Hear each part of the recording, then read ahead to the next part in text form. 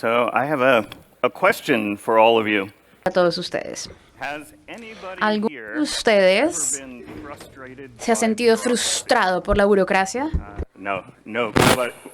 Nobody, right?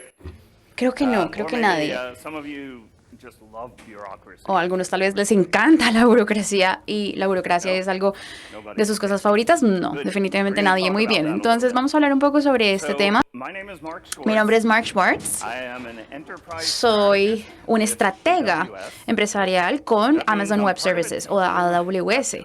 Eso significa que soy parte de un equipo que trata de ayudar a nuestros clientes de Amazon Web Services Large enterprises, tries to help them to be more successful with what they're trying con lo que ellos están tratando de hacer en términos de transformación digital y en la nube específicamente. Esto es un trabajo muy divertido.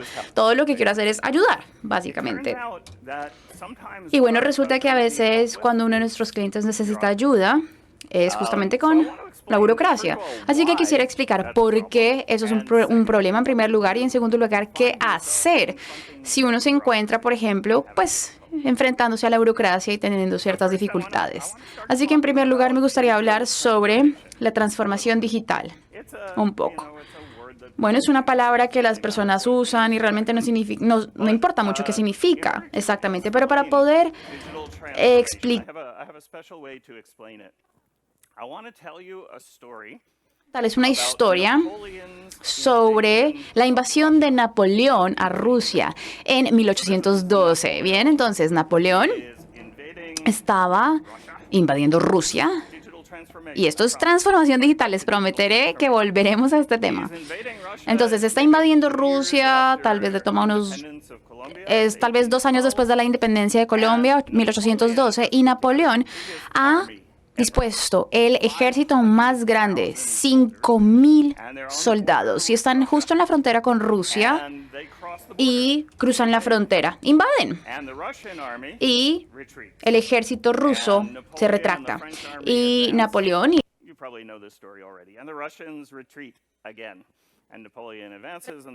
de Napoleón avanza y Rusia se retrae. Y esto continúa ocurriendo hasta que finalmente se acercan mucho a Moscú. Y todo el ejército, todo lo que tiene que hacer el ejército de Napoleón es cruzar el río y llegar a Moscú. Hay un pueblo llamado Brodino y finalmente el ejército ruso entonces toma una postura y dice vamos a luchar. Entonces están los rusos y los franceses están avanzando y va a ocurrir una batalla. Yo sé que se están preguntando, bueno, ¿qué tiene que ver esto con la transformación digital y la burocracia? Pero créanme, un minuto de paciencia, por favor. Bueno, ocurren una serie de extraños eventos justo antes de que esta batalla ocurra. Lo primero es que el día antes, el ejército de Napoleón captura este fuerte.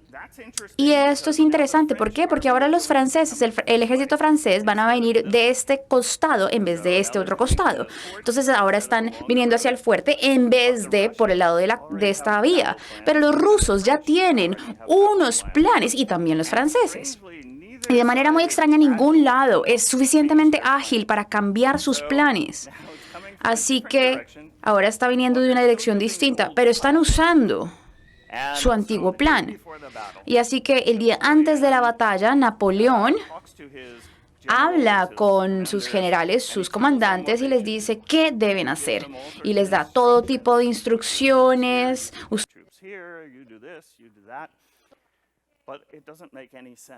Pero no tiene mucho sentido, así que los generales simplemente lo ignoran a Napoleón justo cuando inicia la batalla. Dicen, no, esto no tiene ningún sentido. Este plan tiene en cuenta la situación anterior, así que la batalla inicia y Napoleón está dirigiendo a su ejército y lo está haciendo desde el fuerte y está más o menos a 1 milla de distancia del campo de batalla. Entonces, a 1 milla de distancia. Y Napoleón no puede ver lo que está ocurriendo en el campo de batalla porque hay humo y bueno, todo tipo de distractores. Y aún así, él está controlando a sus tropas, diciéndoles qué hacer. Un mensajero galopando en su caballo hacia Napoleón le dice a Napoleón qué es lo que está ocurriendo en el campo de batalla. Napoleón toma decisiones. El mensajero, ¿no? Galopa de nuevo en su caballo, de vuelta a las tropas, le dice a las tropas qué es lo que Napoleón quiere que hagan. Y eso lo hace todo el día este mensajero. En medio de la batalla, en medio de todo el humo. Y en un momento, el mensajero está galopando hacia Napoleón y dice: hemos capturado el puente que queda del otro lado del río. ¿Quiere que la crucen o no? Y Napoleón, y bueno, él es muy famoso por, de hecho, pararse así. Y Napoleón dice con su mano sobre el pecho: sí, hagan que crucen el río y yo los voy a liberar de lo... Problema. Parece que los rusos han recapturado ya el puente para el momento en el que el mensajero llegó, y ahora que los rusos han recapturado ese puente, no solamente lo recapturaron, sino que lo quemaron, ya no hay puente. Entonces, nuevamente, las tropas ignoran a Napoleón y esto ocurre todo el día. Supuestamente él era el general más importante de toda la historia, pero realmente nadie escuchaba lo que decía. Bien, ahora quiero decirles por qué les estoy contando esta historia. Piensen en los problemas o el problema de Napoleón. ¿Cuál es el problema de esta situación? Su problema es que él tiene un tiempo muy estrecho para tomar una decisión.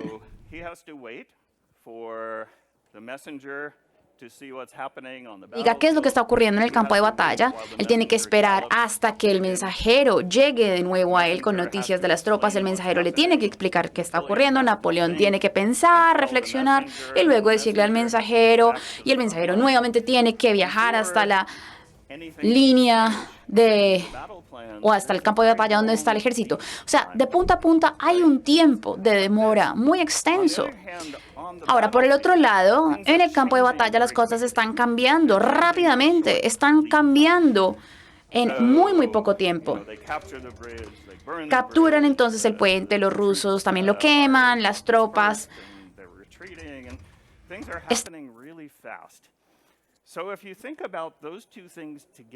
Piensan en estos elementos de manera conjunta. Hay un problema. El tiempo en el cual ocurre el cambio es muy corto. El tiempo en el cual uno puede reaccionar al cambio es muy largo. Entonces, mientras tanto ese sea el caso, pues Napoleón realmente no puede controlar a sus tropas. Así que, si pensamos sobre el ambiente contemporáneo, la economía actual y la competencia y lo que están haciendo las compañías, pues estamos en un ambiente con cambios muy rápidos, ¿cierto? Es decir, no sé, hay competidores disruptores y nuevos productos y nuevas tecnologías y regulaciones gubernamentales, nuevas regulaciones.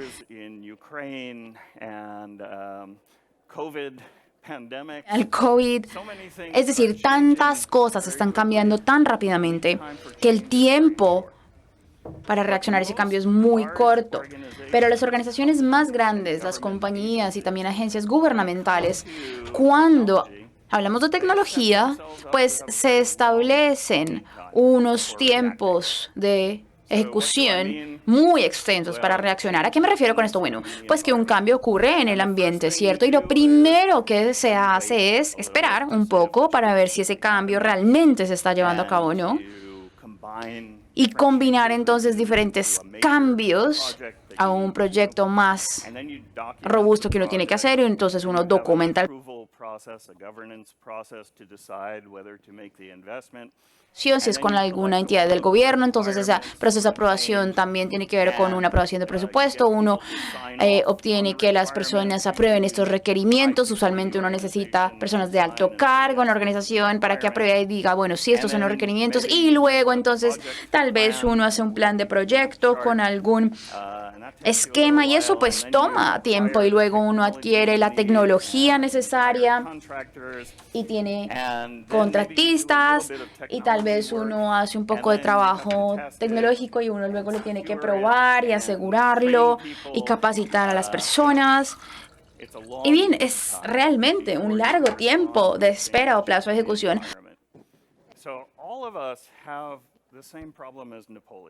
Entonces todos nosotros tenemos los mismos problemas que Napoleón, tal vez no todos, pero en cierta medida sí, la mayoría de organizaciones con las que yo hablo están en esta situación en donde saben que tienen que responder rápidamente al cambio. Sin embargo, han establecido procesos y maneras de hacer las cosas que tienen largos plazos de espera.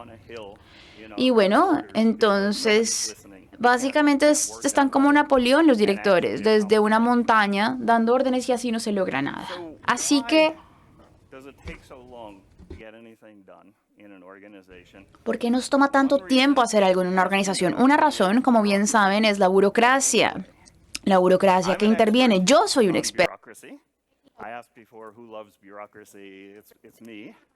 Sí, a mí me encanta, soy experto en la burocracia y soy un experto porque yo fui el jefe de información, el director de información de los servicios de inmigración y de ciudadanía en el Departamento de Seguridad de Estado de los Estados Unidos. Entonces, si alguno de ustedes ha tratado, por ejemplo, de tener una green card, una visa de residencia en Estados Unidos, tal vez podrían haber notado que hay mucha burocracia, ¿cierto? Implícita en toda esta agencia, los servicios de migración y de ciudadanía y en términos generales en el Departamento de Seguridad de Estado. Y nosotros somos responsables, digamos, desde esa agencia de otorgar la ciudadanía o estatus de asilo. Aplicaciones son las que recibimos cada año. De hecho, todo se basó o todo fue hecho en papel cuando yo llegué a trabajar allí. Y decían que si entonces una apila los documentos que recibíamos todos los días, este apilamiento iba a llegar a ser 1.8 veces la altura de la Estatua de la Libertad. Eso es muchísimo papel, casi 2 veces la altura de la Estatua de la Libertad de Nueva York. Todos los documentos que recibíamos a diario en esta agencia. Entonces conozco la burocracia muy bien, soy una persona muy modesta, pero realmente les puedo decir que eso es algo que sí conozco a la perfección.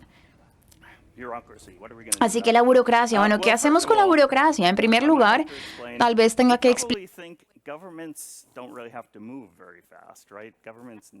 Y los gobiernos realmente no se mueven muy rápido, porque nos importaría, por ejemplo, eliminar la burocracia. Entonces tengo, de hecho, otra historia. Un día estaba viendo televisión cuando estaba trabajando para el gobierno y estaba viendo el noticiero y el presidente Obama, en ese momento él era el presidente, él apareció en televisión y anunció que tenía esta gran idea que se llamaba DACA. DACA es el programa realmente de migración, o es una iniciativa de inmigración. Y él dijo que le iba a explicar en 60 días. Y esto fue impresionante para mí, porque fue para mí la primera vez que yo había esta política migratoria en 60 días y el presidente ni siquiera nos había preguntado si eso se puede hacer. Y si lo que él lo sabía, si me hubiera preguntado, yo le hubiera dicho, él no sabía que para poder hacer un pequeño cambio a cualquiera de nuestros sistemas de información tecnológica tomaría por lo menos 18 meses hacerlo. Y para el programa DACA, la acción diferida para los llegados en la infancia, tendríamos que cambiar 25 sistemas de información de tecnología. Así que yo le hubiera dicho, señor presidente, eso es imposible. Aún así lo hicimos. Porque cuando el presidente te solicita hacer algo, uno lo hace. Y bien, yo nunca había hecho un discurso después de cualquier presidente de la República.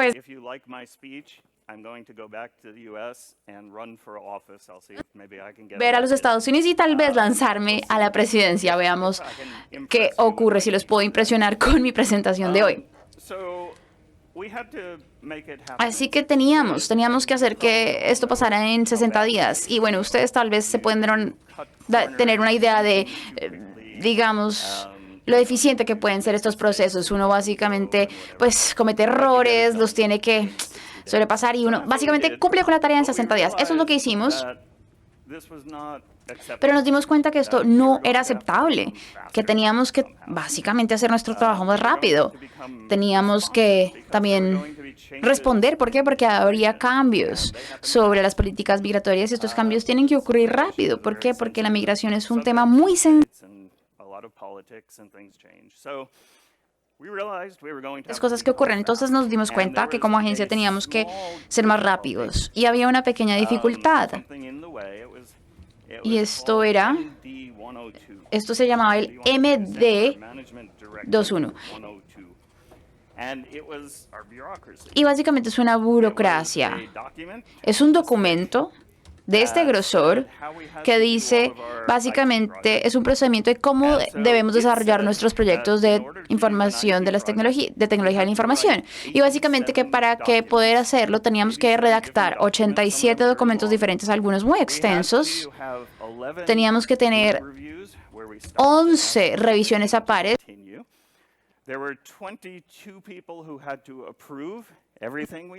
Todo lo que hacíamos. Y el resultado, el periodo de tiempo que nos tomaba esto, el mínimo, digamos, de tiempo que nos tomara esto era 18 meses. Por lo tanto, no había ninguna manera en la que podríamos ser mucho más rápidos con este proceso de la MDs 1 o 2. Así que nuestro enemigo era la MD 1 o 2. Y teníamos entonces que resolver cómo podríamos desafiar a este enemigo burocrático. Así que esto fue lo que hicimos. Debo explicar que tengo un libro ya publicado sobre este tema, sobre la burocracia y qué hacer con ella. Mi libro se llama El delicado arte de la democracia, la innovación. Ahora, ¿por qué necesitamos el luchador de sumo, el mico o mono, y también la cuchilla para poder desafiar la burocracia? Entonces, en primer lugar, nos dimos cuenta, o yo me di cuenta, de que hay algo muy interesante sobre la burocracia. En primer lugar, quisiera explicarles qué es la burocracia, porque todos odiamos la burocracia, pero realmente no pensamos en qué es. Hay una definición técnica, una definición académica de una socióloga famosa de más o menos los años 1920. Max Weber estaba hablando sobre la burocracia y él dijo,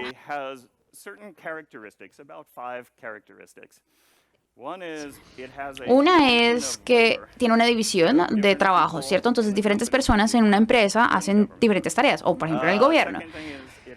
Un segundo elemento es que tiene una jerarquía de autoridad, entonces algunas personas están en un lugar más alto de esa jerarquía. El tercer elemento es que tiene muchas reglas de burocracia y las reglas tienen que aplicarse a todos. El cuarto elemento es que hay muchos documentos y esto explica, por ejemplo, el apilamiento de papeles y cómo era tan alto, el doble de alto que la Estatua de la Libertad que dije. Y finalmente, la burocracia requiere que las personas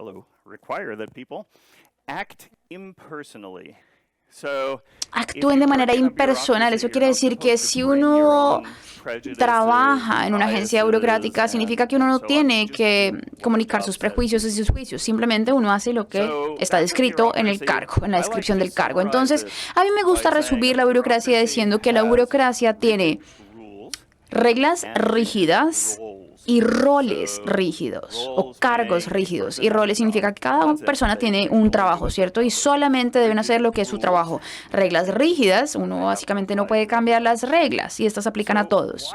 Así que, ¿por qué odiamos tanto a la burocracia? Eso es todo lo que es. ¿Qué pasa con lo que, qué hay de malo con lo que acabo de decir? Yo creo que la respuesta es que no.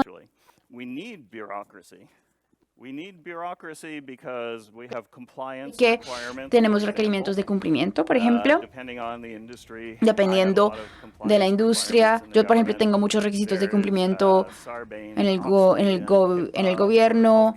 Por ejemplo, hay toda una serie de partes interesadas y para asegurarse que uno esté cumpliendo una burocracia, no hay manera de hacerlo sin burocracia, sin estos roles rígidos y estas reglas rígidas. Incluso los sindicatos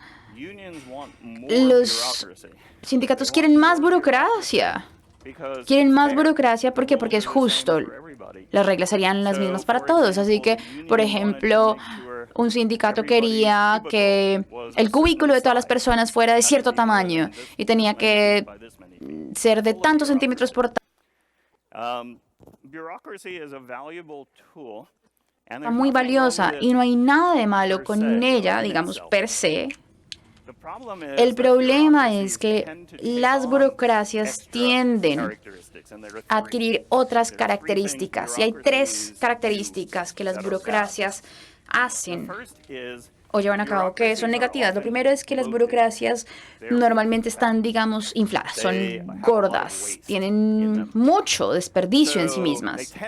Así que tienden a, no todas son por regla, digamos, excesivas.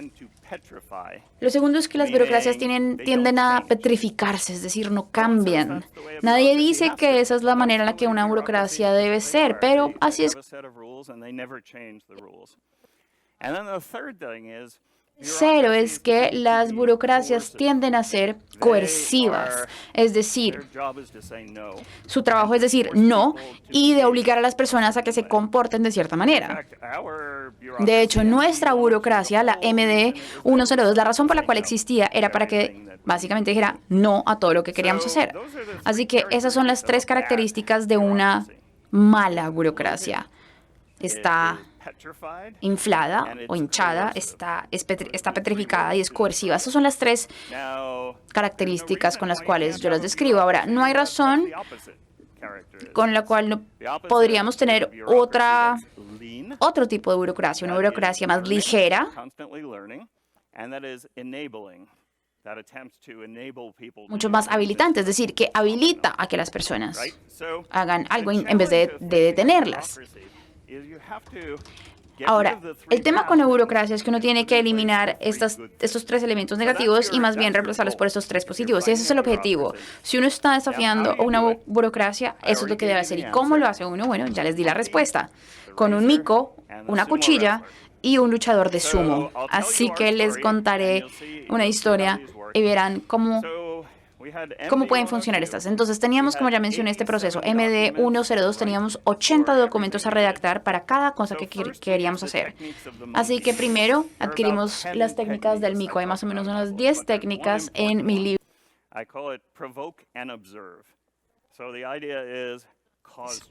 La idea era pues generar problemas porque sabemos que los micos son traviesos. Así que decidimos causar un poquito de problemas y esos 87 documentos que teníamos que redactar, bueno, normalmente eran documentos gruesos, extensos, con muchas palabras y dijimos, hagámoslos tan cortos como podamos.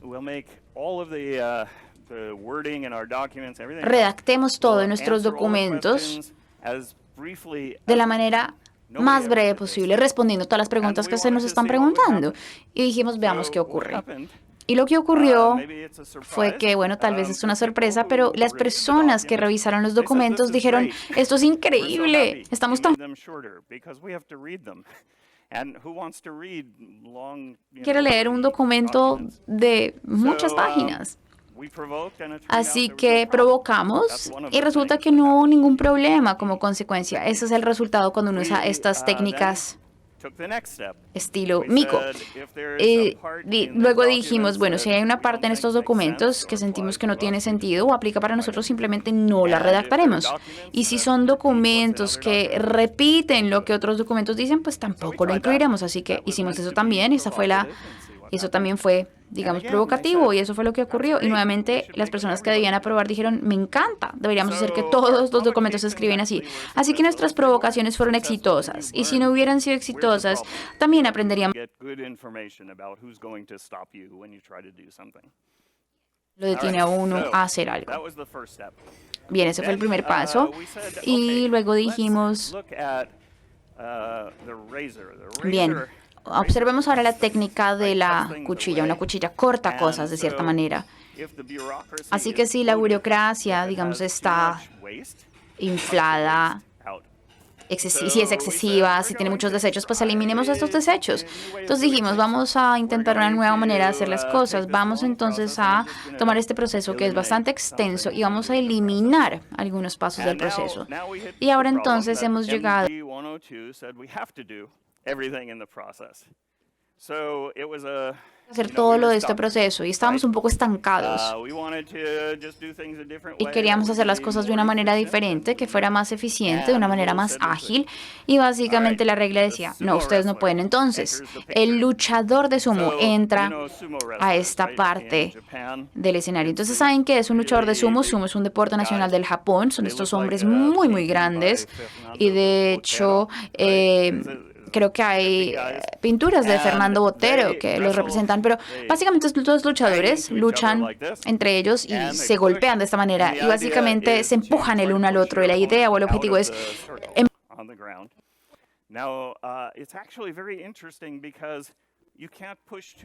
técnica muy interesante porque uno no puede empujar demasiado fuerte. Si uno empuja demasiado fuerte, el oponente va a reaccionar de la misma manera y a esa fuerza entonces lo va a atacar o se le va a devolver a uno. Entonces, la técnica de un luchador de sumo, aparte de que se ven grandes, como los Pinto o Botero, uno tiene que ser muy sutil y uno tiene que gestionar un equilibrio muy sutil.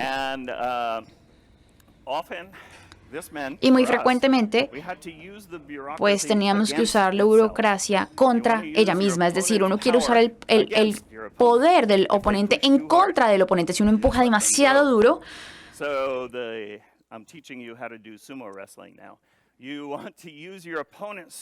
básicamente uno quiere usar la fuerza del oponente contra el oponente.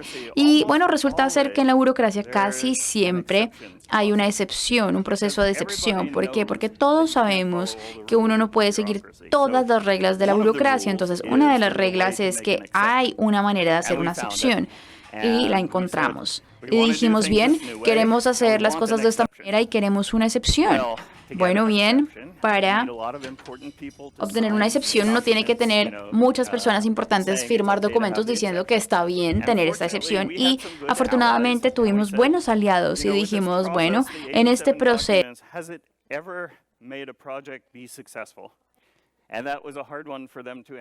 una pregunta muy difícil para yo responder porque la verdad es que nunca fue así. Todos los proyectos fracasaron en el Departamento de Seguridad Nacional. Entonces dijimos, queremos intentar esto solo por una vez. Y básicamente obtuvimos la aprobación de varias personas. Así que encontramos las debilidades de la burocracia o digamos el talón de Aquiles o en donde podríamos usar la fuerza de nuestro oponente. Y entonces ya estamos con un factor nuevo en la historia. Los auditores, entonces la Oficina de Rendición de Cuentas del Gobierno, etcétera, ellos básicamente evaluaron lo que estábamos haciendo y revisaron nuestro proyecto.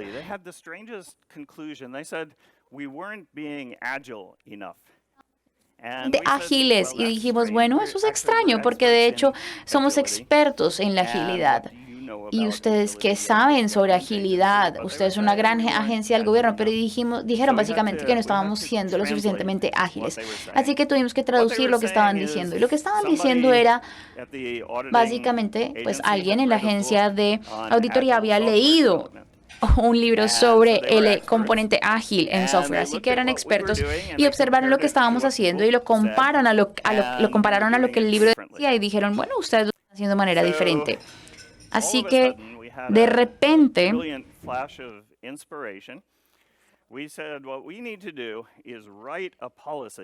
hacer es escribir política que diga que vamos a ser ágiles. Y entonces, si ellos vienen y nos hacen una auditoría, van a comparar lo que estamos haciendo a lo que dice la política. Y entonces dirán, bueno, muy bien, están haciendo exactamente lo que la política en el papel dice. Y ese entonces el segundo secreto que aprendimos sobre la burocracia. Nuevamente el luchador de sumo. Siempre y cuando esto esté explícito en papel, lo que uno va a hacer, y entonces uno haga lo mismo, pues todo el mundo está muy feliz. Así que este proceso, el MD-102, decía que íbamos a escribir 87 documentos y demás, y nos dimos cuenta que entonces teníamos que escribir nuestra propia.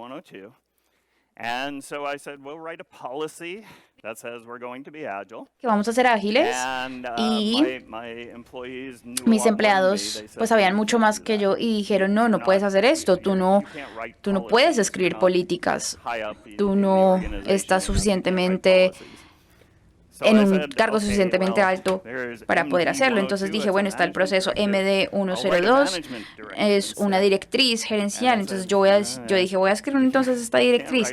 Y me dijeron, no, no puedes escribir esto. Esto solamente se pueden esto solamente se pueden elaborar por este cargo, por ejemplo, en el Departamento de Seguridad Nacional. Entonces yo les dije, bueno, dime tú qué es lo que puedo hacer.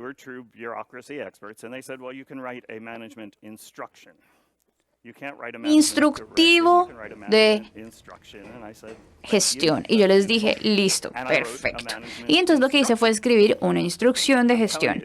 Les estoy diciendo, esto realmente así es como funciona la burocracia, ¿cierto?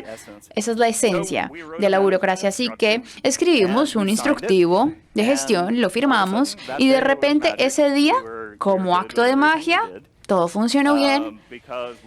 ¿Por qué? Porque estábamos haciendo lo que estaba descrito en este instructivo de gestión. Nuevamente, esto es el luchador de sumo, es usar el poder de la burocracia en contra de ella. Pero hubo un problema.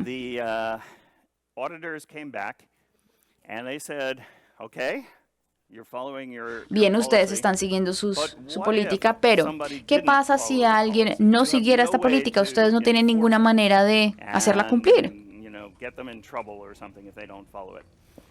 Y de alguna manera hacer que haya consecuencias para las personas que no la sigan. Así que elaboramos una política describiendo cómo queríamos hacer cumplir esta primera política. Y bueno, funcionó. Todo funcionó como acto de magia.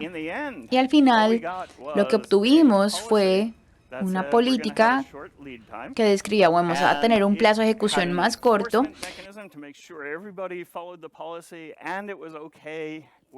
y que estuviera de acuerdo con la burocracia oficial y esta nueva política, digamos, esa cuchilla. Pues estos 87 documentos que teníamos que redactar los redujimos a 15 documentos y documentos muy breves. Y las 11 evaluaciones para asegurarnos de que pues teníamos los permisos para proceder se redujeron a solamente 2 revisiones. Y una de esas revisiones solamente realmente eran comentarios por medio de intercambio de correos. Así que el resultado final fue que en vez de tomarnos 18 meses para hacer un cambio, ahora estábamos haciendo cambios a nuestra tecnología 3 veces al día en promedio. 3 veces al día podíamos prepararnos para poder realmente responder a las diferentes necesidades del gobierno a medida que el ambiente a nuestro alrededor cambiaba y las necesidades cambiaban.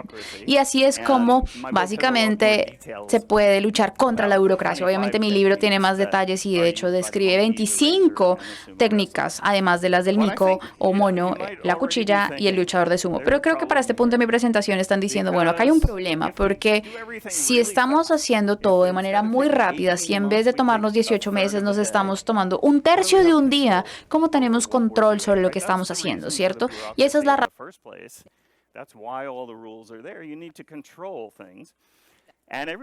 Cosas y todo el mundo sabe que la velocidad y el control son opuestos. Uno no puede tener a ambos, a mayor velocidad menos control y viceversa. Esto no es cierto. En algún momento sí fue cierto, pero con herramientas como la nube y AWS, con técnicas como DevOps, diseño centrado en el humano y toda la tecnología que se tiene hoy en día, las formas de hacer las cosas, no solamente ya no son opuestos, sino que de hecho se apoyan entre ellos. Ya no se puede tener.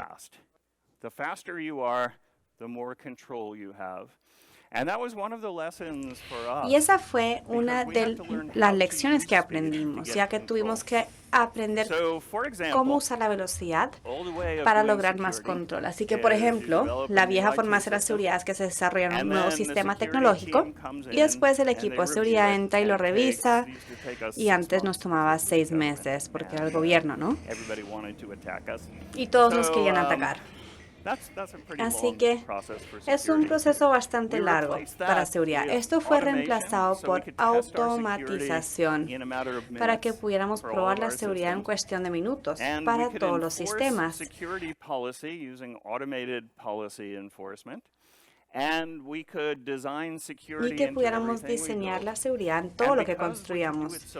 Y debido a que lo podíamos hacer tan rápidamente, podíamos hacer las pruebas de seguridad de manera constante, en vez de hacerlo una vez que terminaba el desarrollo, antes de ponerlo en producción. Cada vez que alguien hiciera un cambio para su código, podíamos probar la seguridad. Incluso, una vez que estuviera en producción y la gente lo estaba usando, podíamos seguir probándolo constantemente. Si había algo que no estaba bien, ahora teníamos la velocidad para poder arreglar lo que estaba mal. Así que al final teníamos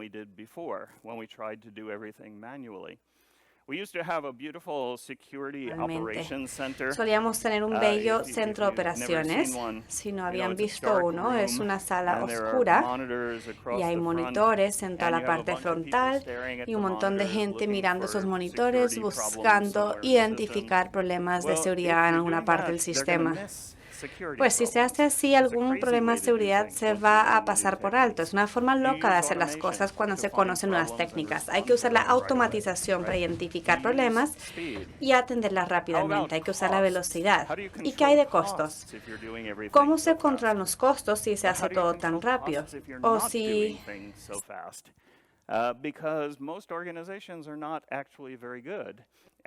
no hacen esto muy bien.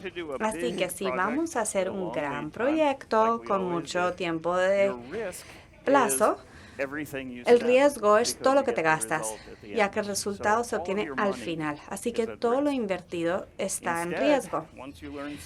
Está siendo arriesgado. Pero una vez que se aprende a tener velocidad, se construye algo rápido y se empieza a usar. Se construye otra cosa rápidamente, se empieza a usar. Se construye otra cosa, se utiliza. Y así sucesivamente. Así que la cantidad de dinero arriesgado es un pequeño segmento cada vez. Por lo que el riesgo pasa de ser de este tamaño a ser de este.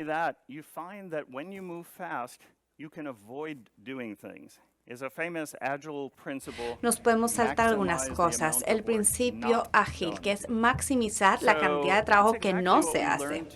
Y eso es exactamente lo que aprendimos a hacer. Si queremos construir algo grande, pues empezamos construyendo una cosa pequeña, otra cosa pequeña, otra cosa pequeña, y cuando llegamos aquí nos damos cuenta de que terminamos. No hace falta hacer esas otras cosas. Les daré algunos ejemplos, porque esto fue un aprendizaje enorme para nosotros. Esto es un tanto deprimente para aquellos que piden Green Card o visa en Estados Unidos. Les aviso.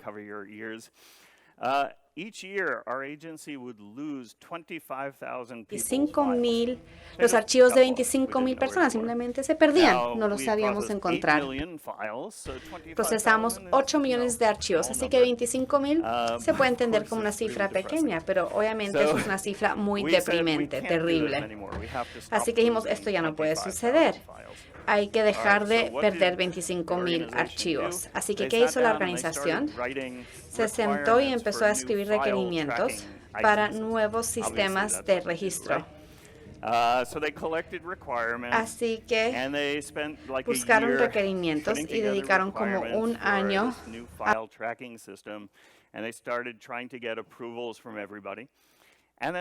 a aprobaciones de todos y después dijimos deténganse, no vamos a hacer las cosas como se hacían antes, este enfoque no es el que es. Y en vez de eso dijimos no nos importa si estamos armando un nuevo sistema de gestión de archivos, lo que nos importa es que se pierdan 25,000 archivos, eso es lo único que importa. Y no nos importa tanto cuáles son los requerimientos, sino que podamos reducir el número de archivos perdidos. Y no vamos a esperar 5 años para tener este nuevo sistema. Queremos ver resultados hoy. Así que armamos un equipo.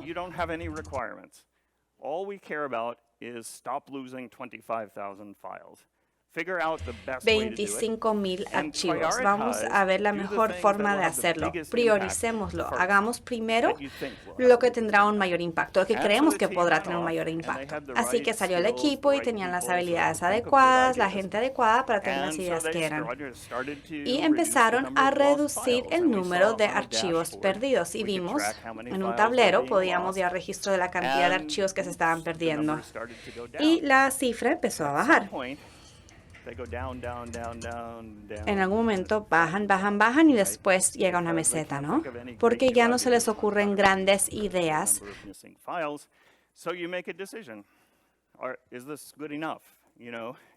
¿Esto está suficientemente bien?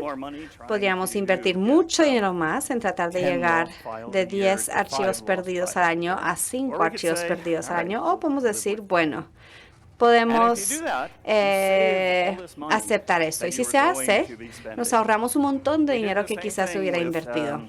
Hicimos lo mismo con agilizar procesamiento de casos. Descubrimos que un procesador de casos podía procesar 70 casos por día. Y dijimos, queremos que sea más, queremos llegar a 100. Así que creamos un equipo y dijimos lo mismo.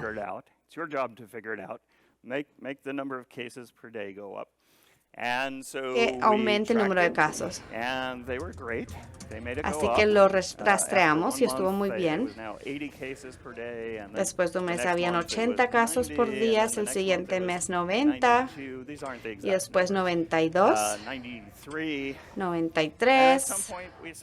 En algún punto dijimos,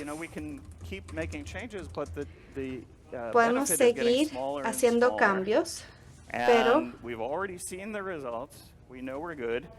siempre vemos los resultados y son buenos, pero queremos dedicar más dinero a reducir. And we said 96 is good. And that meant that we saved all this money.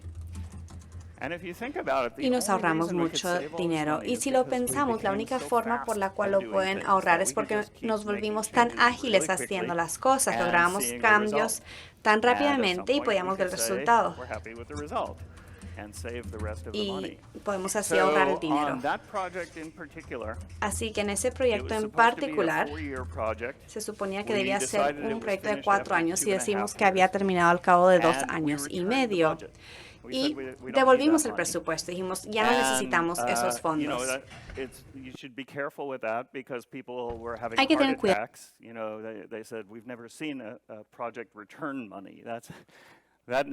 Devolviera dinero. Esto es algo que nunca se da. ¿Qué vamos a hacer? ¿Pero por qué no? Pues exactamente lo que aprendimos, de que de hecho eso se puede hacer. Así que el riesgo se había reducido a medida que avanzábamos y habíamos ahorrado tiempo y dinero y dijimos, bueno, trabajemos lo siguiente que nos interesa e importa. A lo que voy aquí es que una vez que se aprende velocidad, agilidad y se reduce esa burocracia con la cuchilla y se pueden hacer las cosas rápidamente y obtener resultados rápidamente, se puede utilizar esa velocidad para mejorar.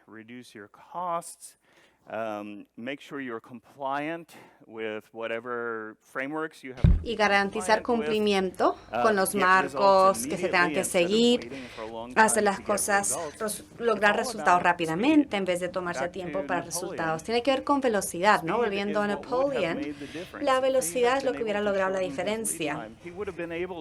Porque si hubiera podido reducir el tiempo que le tomó, hubiera podido controlar su ejército y poder lidiar con cambios en su entorno. Así que en esta era digital, digamos que las cosas cambian a una velocidad increíble. Digamos, ¿cómo podemos lidiar con una pandemia?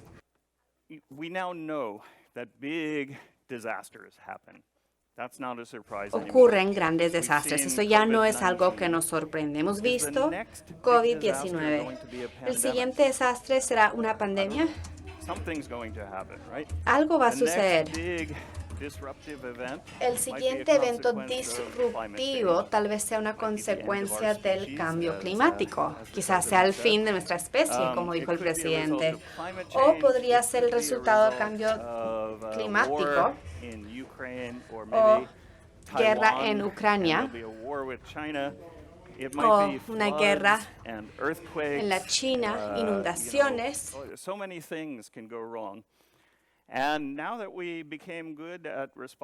Que estamos logrando atender muy bien al COVID, ya que venimos practicando hace 3 años. Todavía no sabemos qué es lo siguiente que se avecina. La única forma de estar preparados para lo que se avecina es lograr tener agilidad para que cuando suceda podamos adaptarnos rápidamente. Cuando sucedió COVID, las empresas que operaban en la nube, cuando sucedió, podían reducir sus recursos en la nube para gastar menos porque les tocaba porque tenían menos ingresos. Mientras que otras empresas lograron ampliarse en la pandemia. La nube les permitía esa posibilidad de ampliarse. That's what I mean by being fast. But usually the barrier to speed is not the technology. Que no permite agilidad, no es tecnología, ni la nube, ni nada, sino que es esa burocracia que es lo que se interpone y que no permite que las cosas vayan rápido. No importa qué tan rápido sea la tecnología, hay que también agilizar el tiempo de las cosas y eso es lo más difícil. En nuestra agencia gubernamental, redujimos el tiempo que teníamos de 18 meses para lograr un cambio a 3 veces al día. Y empezamos a tomar estos proyectos grandes de 4 años y reducirlo a que fueran proyectos mucho más cortos. Empezamos a tomar estas grandes inversiones.